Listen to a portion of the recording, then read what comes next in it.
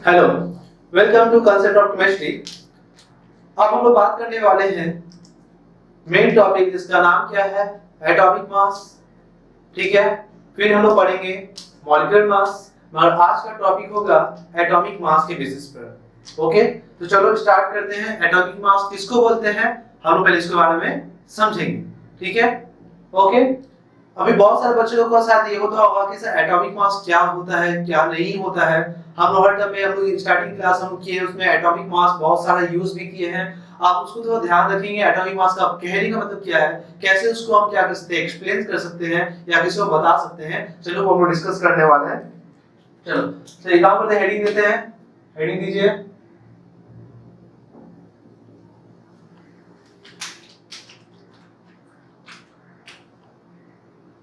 Atomic mass. ठीक है, atomic mass. Atomic mass जो तुम देख रहे हो, देखो इसको कभी कभी हम लोग क्या बोलते हैं, एटॉमिक वेट भी बोलते हैं। क्या बोलते हैं, तो एटॉमिक मास को हम लोग यूज करेंगे एटॉमिक वेट। शॉर्ट फॉर्म में एटॉमिक WT करके वेट भी लिखा जाता है। ठीक है, वेट को बहुत जगह हम क्या करेंगे, WT करके यूज करेंगे।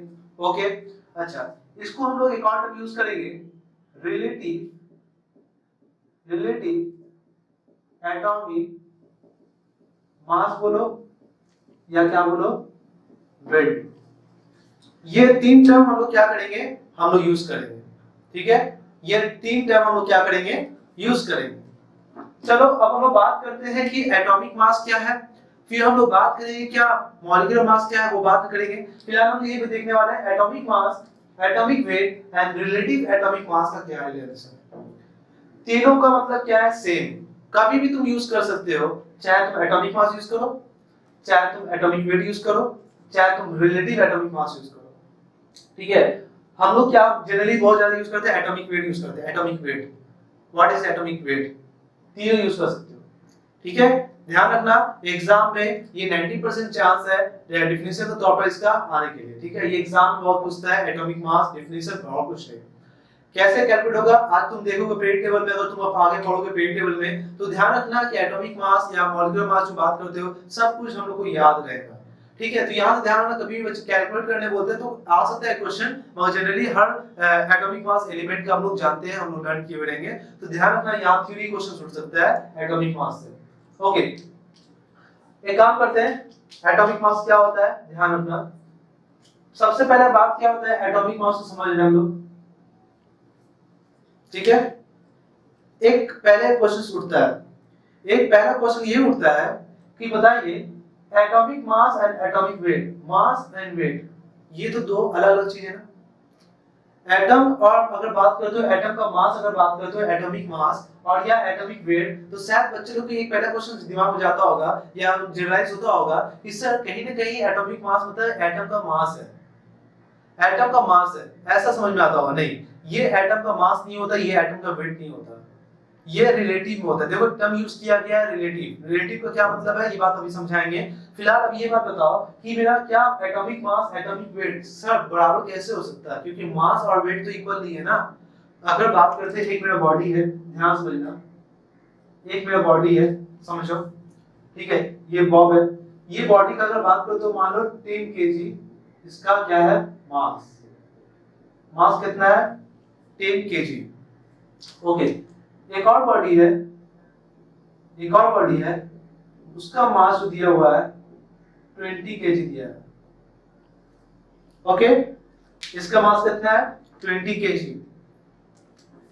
अब एक काम करते हैं, वेट अगर बात करते हो तो वेट का फॉर्मूला क्या होता है, वेट इक्वल टू क्या होता है, mass into g, mg। mg is what, weight. Last पहले क्लास में पढ़ाया था याद तुम लोग को, जो क्या करता है किसी बॉडी के सेंटर ऑफ अर्थ या जो ऐड करता है फोर्स ऐड करता है, उसी फोर्स को क्या बोलते हैं, वेट बोलते हैं। तो बताओ वेट इक्वल टू क्या होगा, m into g, mg toward the centre of gravity, toward the centre of gravity, centre of mass से लगता है, पता है।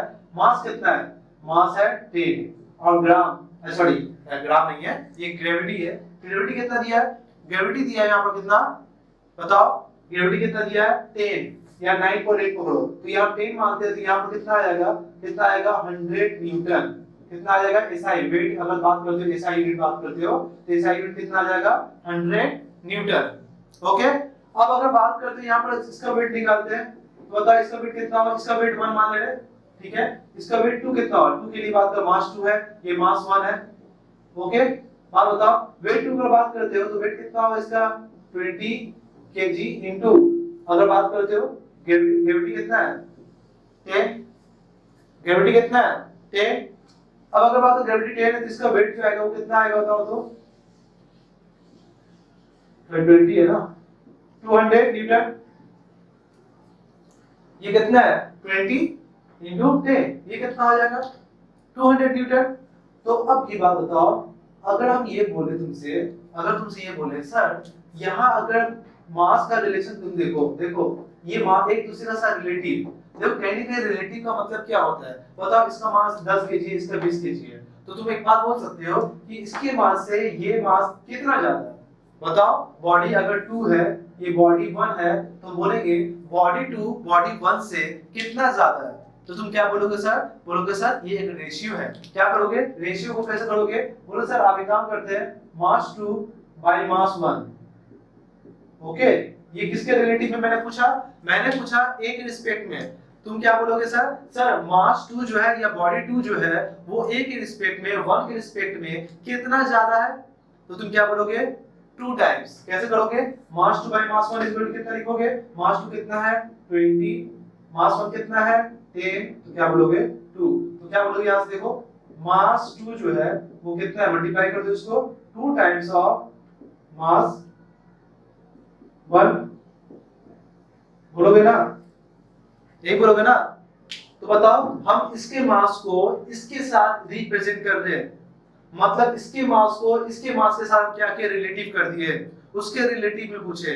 इसका अगर डैड अगर पूछे तो तुम क्या बोलते हैं, इसका हम डैड पूछे तुम क्या बोलते सर 200 मास कितना है 200 केजी, मगर बोले ए के रिस्पेक्ट में बताओ 1 के रिस्पेक्ट में बताओ तो तुम क्या बोलोगे सर उसका मास उसके रिस्पेक्ट में 2 टाइम्स है, मतलब मास ऑफ 2 जो है वो 2 times of mass A, how many times 2 times. तो ध्यान रखना किसी भी एलिमेंट का एटॉमिक वेट कहने का मतलब क्या है, ये रिलेटिव है, किसी एटम का मास नहीं होता, एटॉमिक मास किसी भी एटम का मास नहीं होता, रिलेटिव होता है, मतलब कितना हाउ मेनी टाइम्स ये बताता है तुमको कि उसका मास उसके मास से कितने टाइम्स हैवियर है। आप समझ रहे क्या बोल रहे, ठीक है। तो बताओ क्या ये मास है, क्या यहाँ पर मास है, यहाँ मास है, मास का रेशियो कितना है पहले बताओ, मास का रेशियो कितना है 2। अच्छा वेट का रेशियो निकाल लेते पहले, बताओ वेट ऑफ 2 बाय में वेट ऑफ 1, वेट ऑफ 2 कितना है 200 न्यूटन, वेट ऑफ 1 कितना है 100 न्यूटन, तो बताओ यहाँ कितना आ गया रेशियो 2। तो क्या हम ये बोल सकते हैं एटॉमिक मास या atomic weight, atomic mass atomic weight क्या है रेशियो है, किसका रेशियो है वो बाद में समझेंगे। फिलहाल अगर ये बात होता है क्या इसका मास और मास का रेशियो और वेट का रेशियो क्या है बराबर है, मास का रेशियो वेट का रेशियो बराबर है, इसलिए हम लोग क्या बोल सकते हैं देखो एटम और एटम का जो मास है, एटम का मास एटम का वेट डिफरेंट है, बट यहाँ पर जो मास एंड वेट को बराबर करने का मतलब यही है, क्यों बराबर कर रहे हैं यहाँ पर, क्योंकि रेशियो में बात होता है, एटॉमिक मास एटॉमिक वेट एक रेशियो होता है, ठीक है, एटॉमिक मास एटॉमिक वेट एक रेशियो होता है, इसलिए यहाँ पर एटॉमिक मास को हम एटॉमिक वेट के बराबर लिख रहे हैं, या हम ऐसे बोल सकते हैं एटॉमिक मास को हम क्या बोल देंगे एटॉमिक वेट भी बोल सकते हैं। और आगे एक बात और लिखा है रिलेटिव एटॉमिक मास, रिलेटिव क्यों बोला गया है, रिलेटिव इसलिए बोला है किसी के रिस्पेक्ट में हम किसी का एटॉमिक वेट निकालते हैं, मतलब किसी भी एलिमेंट का एटॉमिक वेट किसी के रिस्पेक्ट में निकालते हैं, रेशियो में, जैसे रिस्पेक्ट में निकाला था ना इसका मास इसके रिस्पेक्ट में निकाला है, तो बताओ यहाँ कितना है 2 है। अच्छा बताओ अगर इसका मास अगर मान लो 40 केजी होता और इसका मास अगर मान लो 20 केजी होता, तो बताओ मास का रेशियो कितना है 2, 40 बाय 20, 2 मास क्या अलग अलग है मगर रेशियो क्या आ रहा फिक्स। तो ध्यान रखना एटॉमिक मास एटॉमिक वेट एक तरह क्या होता है रेशियो ही होता है, जो कि अब आगे बताने वाले हैं, तो एक बात तो क्लियर हो गया ना, क्या एटॉमिक मास को एटॉमिक वेट बोल सकते हैं, क्यों, क्योंकि एटॉमिक मास एटॉमिक वेट एक रेशियो को बताता है, तो रेशियो हमेशा फिक्स्ड होगा, इसलिए ध्यान रखना उसका मास का रेशियो इसका वेट का रेशियो हमेशा क्या होता है सेम ही होता है, इसलिए atomic mass and atomic wait को हम क्या करते हैं सेम ही बोलते हैं। और खास बात यही है कि देखो आगे में देखा है रिलेटिव एटॉमिक मास भी लिखा है, रिलेटिव एटॉमिक मास लिखा है, मतलब कहीं ना कहीं किसी का भी एटॉमिक मास तुम रिलेटिव में निकाल रहे हो तो रिलेटिव एटॉमिक मास उसको बोलते हैं। बच्चे ये मत समझना कि एटॉमिक मास का मतलब क्या है एटम का मास, नो, एटम का मास नहीं है, रिलेटिव में कितना टाइम्स हैवियर है या कितना टाइम हैवियर नहीं है। ओके, तो फिलहाल के लिए हम लोग स्टार्ट करते हैं एटॉमिक मास। ये बातों को शायद समझ में आ गया, रेशियो वाला कांसेप्ट। ओके, अब बताओ, अब यहाँ पर एक इंपॉर्टेंट बात है, एक एलिमेंट का किसी भी एलिमेंट के साथ रिलेटिव में कहने का मतलब क्या है। कहीं ना कहीं अगर बात करते हो, जैसे मान लो हम लोग क्या कर रहे हैं कि एक एटम का मास किसी दूसरे के रिलेटिव में निकाल रहे हो, किसी दूसरे के रिस्पेक्ट में निकाल रहे हो, तो किसके रिस्पेक्ट में निकाल रहे हो, तो कोई तो एक स्टैंडर्ड होगा ना, एक स्टैंडर्ड स्केल के बेसिस पर तुम क्या करोगे, किसी के साथ रिलेटिव कर सकते हो। तो ध्यान रखना यहाँ पर जो स्टैंडर्ड एलिमेंट जो माना गया है, साइंटिस्ट ने जो बहुत सारे एक्सपेरिमेंट करके जो स्टैंडर्ड एलिमेंट माना है वो 3 टाइप का स्टैंडर्ड एलिमेंट माना है जनरली। ठीक है, तुम लोग क्लास 10 में पढ़ के आए हो सिर्फ एक ही टाइप का कार्बन 12 आइसोटॉप्स। कार्बन 12 के बेसिस पर तुम क्या किए हो, वो तुम लोग क्या एटॉमिक मास निकाले हो। मगर आज तुम लोग को अब ये बात पता चलेगा कि एटॉमिक मास जो निकालते हैं वो किसके बेसिस पर निकालते हैं, 3 स्केल के बेसिस पर निकालते हैं। पहला जो स्केल है वो मेरा क्या है, हाइड्रोजन स्केल है। पहला जो स्केल जो हम इंट्रोड्यूस करने वाले हैं वो क्या है, हाइड्रोजन स्केल है। 3 स्केल के बारे में बात कर ले, स्टैंडर्ड स्केल, ठीक है, स्टैंडर्ड स्केल के बारे में अगर बात कर रहे हो तो मोस्ट प्रोबेबल बात करते हो 3 है। पहला जो है मेरे पास क्या है, हाइड्रोजन स्केल, हाइड्रोजन स्केल, ठीक है। दूसरा अगर बात कर रहे हो ऑक्सीजन स्केल, और थर्ड अगर बात कर रहे हो कार्बन स्केल। कार्बन स्केल मतलब कार्बन 12 आइसोटॉप्स, 14 नहीं, कार्बन का 2 आइसोटॉप्स होता है, एक मेरा क्या होता है, एक मेरा 14 होता है और एक मेरा क्या होता है 12 होता है। तो एक चीज का ध्यान देना, क्या 3 स्टैंडर्ड स्केल के बेसिस पर हम किसी का निकाल सकते हो। अब एक बात है, ये स्टैंडर्ड एलिमेंट लाया क्यों यहाँ पर साइंटिस्ट ने इस स्टैंडर्ड एलिमेंट को लाया क्यों। अब अगर बात बताओ, एक बात बताओ, तुम बताते हैं समझना, ठीक है, क्या कि मान लो एटम तो होता है बहुत ही छोटा, एटम तो होता है बहुत ही छोटा, तो एटम का मास भी क्या होगा, बहुत ही छोटा। ओके, एटम का मास भी क्या होगा, बहुत ही छोटा होगा। तो बताओ ये छोटा सा एटम को तो हम बड़ा दिखा रहे हैं, क्योंकि तुमको हम ये आप छोटा दिखाएंगे तो तुमको माइक्रोस्कोप लगाना पड़ेगा। भास्कर क्या बोले ना, इसको दिखाने के लिए तुमको माइक्रोस्कोप लगाना पड़ेगा, इसीलिए हमको क्या करना है, हमको क्या करना पड़ेगा, सही बोल रहे हो, हमको क्या करना पड़ेगा, तो बड़ा दिखाते हैं बोर्ड में तभी तो तुमको नजर आएगा। मान लो ये एक एटम है, ठीक है, एक एटम है, और इस एटम का मास अगर बात करते हो कितना है पता है, 2.6 into 10 to power minus 24 gram, 2.6 into 10 to power minus 4 gram. Okay, 2.6 into 10 to power minus 4 ग्राम, ये इस एटम का मास है, ये एटम है। और ठीक है, एक और एटम है, दूसरा एटम, उस एटम का दूसरा डिफरेंट टाइप का एलिमेंट है, इस एटम का मास है मान लो कितना ले ले, 5.2 into 10 to power minus 24 gram. Okay, इस एटम का मास कितना है, 2.6 into 10 to power minus 24, इस एटम का मास कितना है, 5.2 into 10 to power minus 14 gram. Okay, आप अगर बात बताएं, पहले जमाने में अगर बात करते हो तो कोई एक मेजरमेंट प्रॉपर्टी नहीं था, मेजरमेंट सिस्टम नहीं था कि एक छोटा सा एटम उसका मास को मेजर कर पाए।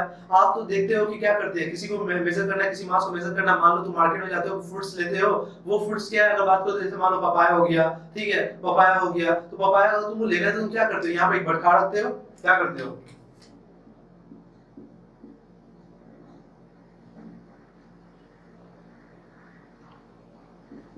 होता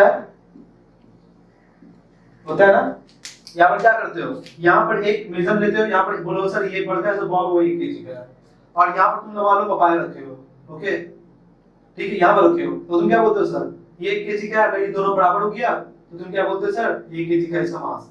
तो किसी कोई मास को मेजर कर रहे हो किसके रिस्पेक्ट में, इसके रिस्पेक्ट में, किसी के मास को रिस्पेक्ट करो किसके रिस्पेक्ट में, इसके रिस्पेक्ट में, तो एक स्टैंडर्ड माना गया है।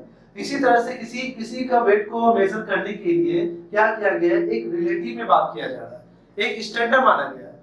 बात समझ में आ क्या बोल रहे हैं, तो एक स्टैंडर्ड माना गया है किसके रिस्पेक्ट में। तो आजकल अगर बात करो तो पहले जमाने में एक ये तो बहुत ही बड़ा है मास है। एटम को अगर तुम इसको वेट करोगे तो कैसे करोगे, वेट कैसे करोगे तो बताओ, इस एटम को वेट करो, तुम करोगे एटम का साइज बहुत ही छोटा है। जब एटम का साइज बहुत ही छोटा है तो एक काम कर सकते हो ना, जब एटम का साइज अगर छोटा रहेगा तो तुम ही बताओ कि कैसे हम इस एटम का मास को कैलकुलेट कर सकते हैं। पहले जमाने में तो उतना तो इस मेजरमेंट होता नहीं था, ठीक है, कोई तुम्हारे पास ये मेजरमेंट तो नहीं है जो तुम उसको आराम से मेजर कर पाओ। तो ये सब बात है रिलेटिव एटॉमिक मास या एटॉमिक वेट क्या क्यों आया मार्केट में। अगर बात करते हो साइंटिस्ट ने ऐसा खोज क्यों किया, ऐसा खोज इसलिए किया, इसको मिटा दो थोड़ा सा, ऐसा खोज इसलिए किया, बताओ, आप बताओ, इस एटम का मास हम कैलकुलेट नहीं कर सकते, इस एटम का हम कैलकुलेट नहीं कर सकते, मगर मैं ये तो बता सकते हैं, बताइए, मान ले उसी टर्म में मैं आपको समझाता हूं, उसी टर्म में मैं आपको समझाता हूं, ठीक है, बताइए, ये एक एटम है, यहां पर एक रख दिया, ठीक है, ये काम करते हैं, हमको ये नहीं पता है, हमको ये नहीं पता है, ठीक है, अभी हमको ये वैल्यू नहीं पता है, हम तुमको कैलकुलेट करने दे दिए, ठीक है, इसका ये स्टैंडर्ड माना गया है, स्टैंडर्ड माना गया है, ओके, या ऐसे बोल दो इसको स्टैंडर्ड मानेंगे, बेस्ट होगा, इसको स्टैंडर्ड मान लो, क्यों मान रहे स्टैंडर्ड पता चल जाएगा अभी, ठीक है, हमको नहीं पता है कि इसका वैल्यू क्या है और इसका वैल्यू क्या है, नहीं पता है इसका वैल्यू, क्या देखा गया, इसका वैल्यू, इसका मास हमको नहीं पता है, बता दे रहे, इसका वैल्यू भी हमको नहीं पता है, मतलब इसका मास क्या हमको नहीं पता, इस एटम को यहां पर रखिए, इस एटम को यहां पर रखिए, इस एटम को यहां पर रखिए, देखिए ये एटम अगर बात करते हो, ये एटम यहां पर रखोगे और इस एटम को यहां पर रखोगे तो बताओ ये किधर जाएगा, ये किधर जाएगा, इसी के बेसिस पर तुमको हम समझा रहे, इसको एक एटम यहां रखोगे, एक एटम यहां रखोगे, तो बताओ ये क्या होगा, ये एटम कितना है, ये तुमको पता है, ये वैल्यू तुमको पता है, उसको नहीं पता जो कैलकुलेट कर रहा है, 5.2 × 10⁻14 24, तो बताओ ये जो एटम है ये 1 मान ले रहे, ये एटम कितना है 2 है, तो 1 जो होगा 5.2 × 10⁻24 और ये 2 कितना है 2.6 × 10⁻24, 24 कट जाएगा, 2.6 और 5.2, 2.6 और 5.2 काटो कितना आएगा, ये 2 आएगा, ठीक है, तो बताओ हम बोल सकते हैं ये 1 है और ये 2 है, तो बताओ 1 जो है वो कितने टाइम्स है, मास 1 और ये मास कितना है 2, तो बताओ कि मास जो 1 जो है वो कितने टाइम्स है मास ऑफ 2 के, मास ऑफ 2 का कितने टाइम्स है, 2 टाइम्स है, हाउ मेनी टाइम्स, 2 टाइम्स, तो बताओ अगर ये एक तो होगा, ये एक एटम होगा यहाँ पर, तो बताओ इसका कितना एटम होगा, इसका 2 एटम रखोगे, पहले एक एटम रखोगे, देखो अभी भी ये नीचे है, ठीक है, फिर ये 2 एटम रखोगे, तो बताओ इसका एक एटम जो है वो 1 का वो 2 के साथ कितना है, 2 एटम 2 टाइम्स हैवियर है, तो अगर बात बताओ जितना टाइम्स हैवियर होता है वही होता है उस एटम का atomic mass, how many times, तो बोलोगे the weight of one atom of that element, एक एटम का जो वेट होता है वो क्या होता है किसी भी एटम का, वो कितने टाइम्स, हाउ मेनी टाइम्स, यही डिटरमाइन करता है एटॉमिक मास। तो उस टाइम में एटम के वैल्यू को कैलकुलेट नहीं किया जाता था, इसलिए यहाँ पर एक रिलेटिव एटॉमिक मास आया, रिलेटिव एटॉमिक मास आया, ठीक है, बात समझ क्या बोले ना, तो रिलेटिव मास क्यों आया, रिलेटिव मास किसको बोलते हैं, तो ध्यान रखना हम क्या किए, इसको स्टैंडर्ड मान लिए, अब इसको स्टैंडर्ड मान लिए, अब मान लो एटम कोई दूसरा है, फिर वहां रखिए, यहाँ पर रखिए कोई दूसरा एटम, तो देख रहे 3 के बराबर आ रहा है, तो बोलेंगे इसका मास कितना टाइम्स, इसका 3 टाइम्स है, बात समझा, तो इसको मान लिया गया स्टैंडर्ड। इसी तरह से स्टैंडर्ड जो मान लिया गया किसी एक चीज को, जैसे मान लो मास 1, मास 2, मास 3, इसका मान लो 2 ग्राम है, इसका मान लो 4 ग्राम है, इसका मान लो 6 ग्राम है, ठीक है, तो तुम क्या बोलोगे, इसको क्या बोलोगे, इसको स्टैंडर्ड मान लो, ठीक है, ये बात हम समझा रहे, बस समझाने के लिए ये बात प्रूव कर रहे हैं, ये बात क्लियर हो जाएगा, पूरा बात क्लियर हो जाएगा, बताओ 4 ग्राम, तो क्या लिखो 2 × 2, इसको कितना लिखो 2 × 3, ये 2 देख रहे हो, इसमें भी 2 देखो, पावर रिपीट हो रहा है ना, ये 2 किसका मास है, मास ऑफ 1, तो 2 टाइम्स ऑफ मास ऑफ 1, इसको कैसे लिखोगे 3 × ये 2 किसके बराबर होता है मास ऑफ 1 का, तो क्या लिखोगे मास ऑफ 1 एक काम करते हैं 3 इंटू मास ऑफ वन। तो देख लो ना, बार बार हमको मास ऑफ वन लिखना पड़ रहा है। किसी के रिलेटिव, किसके स्टैंडर्ड, इसको स्टैंडर्ड मान लिया गया है, तो हम क्यों नहीं, हम इसको फॉर्मूला क्यों बोलेंगे, क्या बोलेंगे, 2 बोलेंगे, 2 into mass of one, 2 into mass of one. तो mass of one is the standard element, और यही स्टैंडर्ड एलिमेंट को बोलते हैं, बोला गया है क्या, कौन कौन सा स्टैंडर्ड एलिमेंट बोला गया है, कौन कौन सा बताओ, हाइड्रोजन, ऑक्सीजन और कार्बन। सबसे पहले जो साइंटिस्ट ने प्रैक्टिकली यूज किया, वो यूज किया हाइड्रोजन स्केल। तो ध्यान रखना, अभी एक एटम का मास कितना था, 2.6 10⁻24, दूसरा मास कितना था, कितना 5.2 × 10⁻24। मास देख रहे हो ना, 10⁻24 बहुत ही छोटा, स्मॉल, अप्रॉक्स 0। मगर बात बताओ रिलेटिव भी कितना आ रहा, 2। मास भी, मास ए का कितना था, 2। 2 क्या है, एटॉमिक वेट। तो एक एटम, दो मास अलग अलग है, मास 2 नहीं है, रिलेटिव में है। तो रिलेटिव मतलब क्या हो गया, atomic mass and atomic weight. How many times, A B के कितने, हाउ मेनी टाइम्स है, तो 2 टाइम्स। तो तुम क्या बोलोगे, 2 is what, atomic mass of an element. तो एक काम करना, हम अब हाइड्रोजन स्केल से समझाने जा रहे हैं। तो ध्यान रखना, एटॉमिक मास वेट नहीं होता, हाउ मेनी टाइम्स होता है, उसको रिप्रेजेंट करने के लिए एटॉमिक मास एक यूनिट यूज किया गया है, एक वर्ड यूज किया गया है कि एटॉमिक मास क्या है। बात क्लियर हो रहा है, ओके। तो अब बात करते हैं for hydrogen scale. A number, for hydrogen scale. आइए फॉर हाइड्रोजन स्केल से समझते हैं। हाइड्रोजन स्केल अगर यूज किया गया, ध्यान दो, क्या है हाइड्रोजन स्केल, ओके बताओ। कहीं ना कहीं हाइड्रोजन स्केल लिया गया है, तो हमको स्टैंडर्ड एलिमेंट क्या लेना पड़ेगा, स्टैंडर्ड एलिमेंट लेना पड़ेगा हाइड्रोजन के एटम्स के साथ। क्यों, क्योंकि तुम एटम यूज कर रहे हो, इसलिए एटॉमिक मास यूज कर रहे हो, इसलिए एटम के रिस्पेक्ट में बात करना। ओके, ये है मेरा, ये मेरा न्यूक्लियस होगा, ठीक है। One atom of hydrogen atom, one atom of hydrogen, और ये तो स्टैंडर्ड है। तो अब मान लो जिस एलिमेंट का तुम निकाल रहे हो, अब बताओ किस एलिमेंट का निकाले, दुनिया में बहुत सारे एलिमेंट, हम एक एग्जांपल निकाल ले, जिस एलिमेंट का हम निकालने जा रहे हैं वो है oxygen.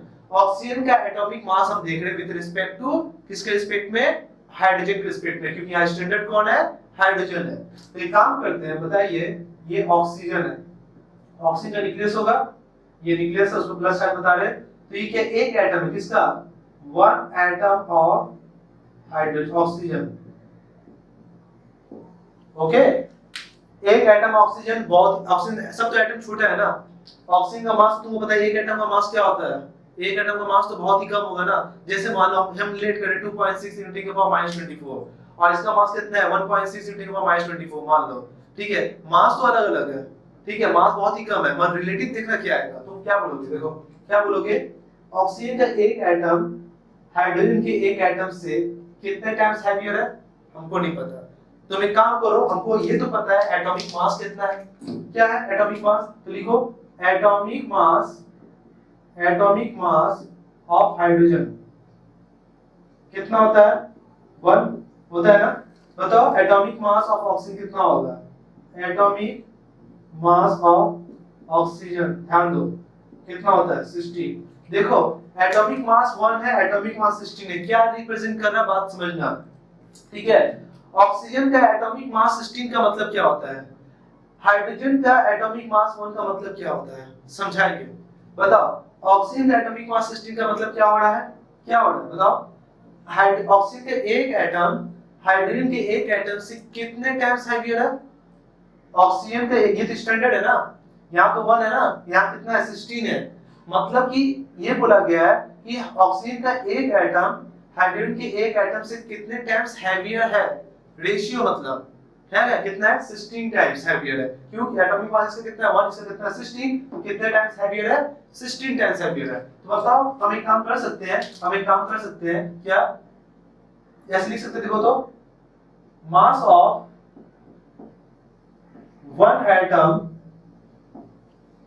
one atom of oxygen is equal to, बताओ क्या बोलोगे, 16 times of mass of one atom of hydrogen. हम कौन सा स्टैंडर्ड स्केल ले रहे हैं, हाइड्रोजन स्केल ले रहे हैं। तो यहाँ पर कौन एलिमेंट है, यहाँ पर कोई अदर जिसका कैलकुलेट करना है। यहाँ कौन है, हाइड्रोजन, एक तो हाइड्रोजन रह गए। तो मतलब इस एलिमेंट का कैलकुलेट कर रहे हैं atomic mass with respect to hydrogen.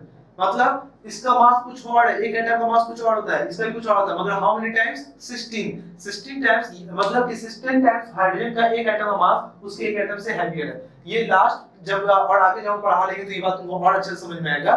फिलहाल के ये बात बताओ, ऑक्सीजन का एक एटम का मास हाइड्रोजन के एक एटम के मास से कितने टाइम्स हैवियर है, 16 टाइम्स। यही डिटरमाइन करता है एटॉमिक मास किसका, ऑक्सीजन का। तो क्या ये स्टेटमेंट लिख सकते हैं, अगर ये स्टेटमेंट लिख सकते हैं तो आप ये बात बताएं, क्या बताएं, यहाँ देखो इस मास को हम इधर ले ले रहे, इस मास ऑफ हाइड्रोजन को यहाँ ले ले रहे, डिनोमिनेटर में लिख रहे हैं, ठीक है। देखो और 16 बच जाएगा ना, तो क्या लिखोगे, mass of one atom of oxygen by में, मास को लिख दो इधर, mass of one atom of hydrogen को लिख दिया यहाँ पर, तो mass of one atom of hydrogen is equal to क्या हो जाएगा, 16। 16 क्या था बाबू, उस ऑक्सीजन का 16 क्या था, 16 था, क्या था ये, एटॉमिक मास या वेट बोल दो of N oxygen atom. Okay, तो बताओ एक मेरा फॉर्मूला बन गया, जिस एलिमेंट का एटॉमिक मास निकालना चाह रहे हो विद रिस्पेक्ट टू हाइड्रोजन, तो क्या लिखोगे, atomic mass of an element, या कोई भी एलिमेंट, या ऑक्सीजन यहाँ पर है, ऑक्सीजन का एटॉमिक मास 16 बोलने का मतलब क्या है कि ऑक्सीजन का एक एटम का मास हाइड्रोजन के एक एटम मास के कितने टाइम्स हैवियर है, 16 टाइम्स हैवियर है। ओके, बात समझो, अगर मान लो ये जो है, मान लो दो एटम है, इसका मास है मान लो 16, इसका मास है, मास बात कर रहे हैं, एटॉमिक मास नहीं, मास बात कर रहे हैं, इसका मतलब वेट, मास कितना है इसका 32। तो बताओ इसका एटॉमिक मास क्या होगा, तो बताओ इसका एटॉमिक मास नहीं है ये मास दिया है, इस बॉडी का मास कितना, ओरिजिनल मास कितना वेट होता है, ठीक है। तो बताओ क्या बोलोगे, 32 बाय में 16 इज इक्वल टू 2। 2 यहाँ पर क्या होगा, इस एलिमेंट का एटॉमिक मास होगा, बल्कि वेट और मास अलग अलग होता है। मतलब एटॉमिक मास और वेट के साथ रिलेशनशिप मत जोड़ना, मतलब ये बोलना चाह रहे हैं atomic mass how many times ये बताता है, बल्कि ये नहीं बताता कि उस एटम के एक्चुअल वेट कितना है, ये नहीं बताता। ये बात हम बार बार बोल रहे हैं, ठीक है। ये रिलेटिव में बताता है, कितना रिस्पेक्ट है, कितना रेशियो है, वो बताता है, बल्कि ये नहीं बताता कि उसका एक्चुअल वेट मेरा 32 है।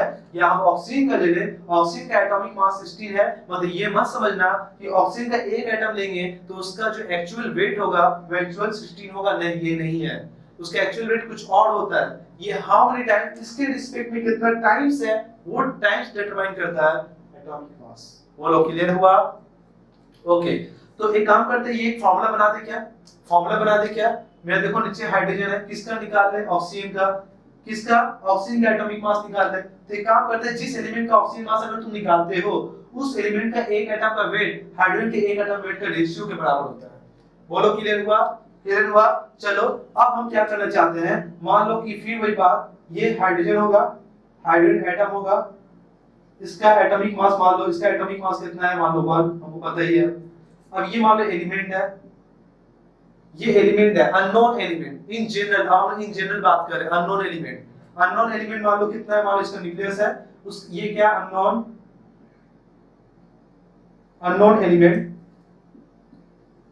ठीक है, जिसका हम लोग कैलकुलेट करेंगे, कुछ भी हो सकता है, कार्बन, ऑक्सीजन, फ्लोरीन, कुछ भी हो सकता है, ठीक है। और इसका एटॉमिक मास मान लो, इसका एटॉमिक मास हमको नहीं पता, वही कैलकुलेट करना, मान लो एटॉमिक मास 8 मास, ऐसे मास करते हैं, ठीक है, 80 मास शॉर्ट फॉर्म में। तो बताओ इस एलिमेंट का हाइड्रोजन रिस्पेक्ट में कैसे लिखोगे, कैसे लिखोगे बताओ। देखो ये एलिमेंट का निकालना था, एटॉमिक मास निकालना था, फॉर्मूला क्या लिखोगे, mass of one atom of the element, इस एलिमेंट का निकाल रहे हो तो क्या लिखोगे, फॉर्मूला लिखो, atomic mass of an element,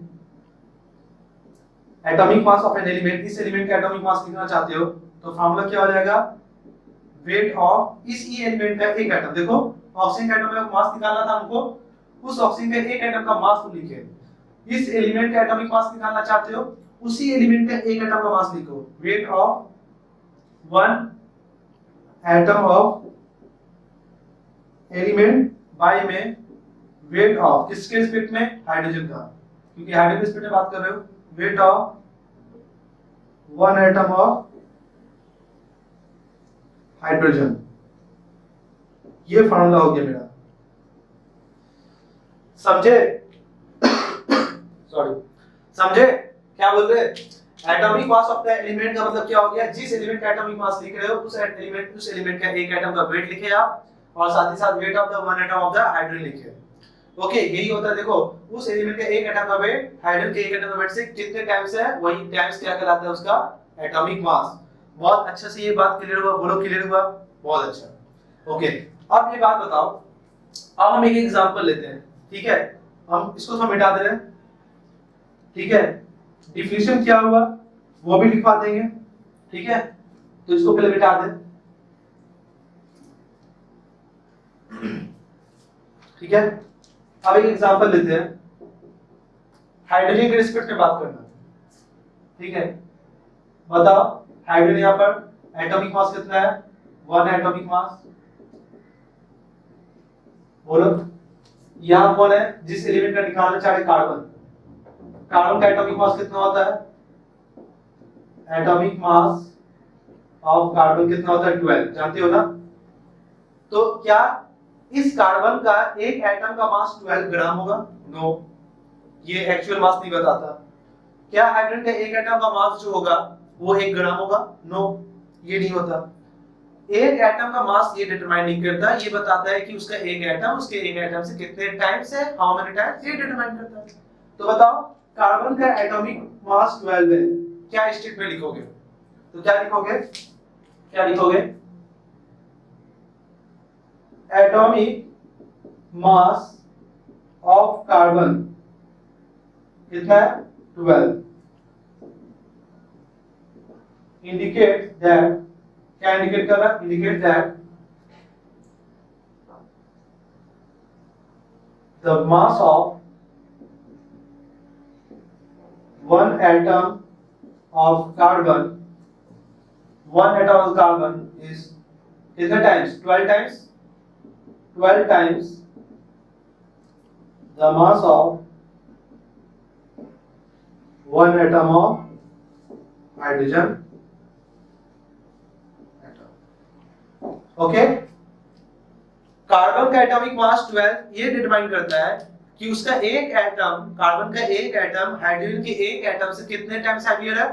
12 times heavier है, ये डिटरमाइन करता है। बल्कि ये नहीं बताता कि उसके एक एटम का वेट जो है वो 12 ग्राम है, नहीं बताता, बताता है कितने टाइम्स है। अच्छा, अब ये बात बताओ, हम एक क्वेश्चंस करते हैं, ठीक है? एक बॉडी है, ये एटम,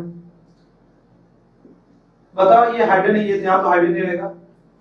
मान लो ये एटम है, ये एटम का एटॉमिक मास अगर बात करते हो, छोड़ दो, निकालना बाद में।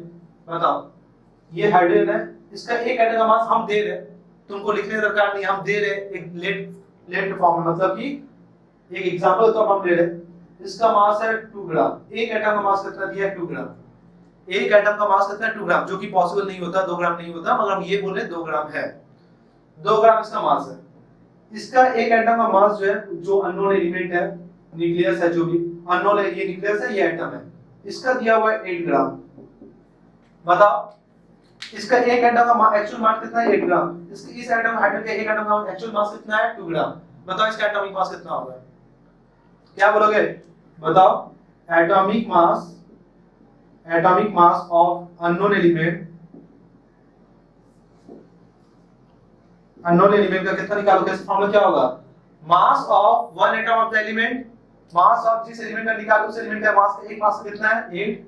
मास of one atom of the hydrogen, one atom hydrogen कितना है? 2, कितना आ जाएगा? 4। 4 क्या है? Atomic mass of an element. Atomic mass कितना है इसका? आया 4 है, तो एटॉमिक मास 4 है, देख रहे हो? एटॉमिक मास 4 टाइम्स है, मतलब ये देखो, और मगर एक्चुअल में इसका मास कितना है? 8 है। बात समझ क्या बोलना चाह रहे हैं ना? एटॉमिक मास 4 टाइम्स है, मतलब बोल सकते हैं एटॉमिक मास उस एलिमेंट का कितना है, इस एलिमेंट का एटॉमिक मास कितना है? 4 है, क्योंकि इसके रिस्पेक्ट में मैं पूछा।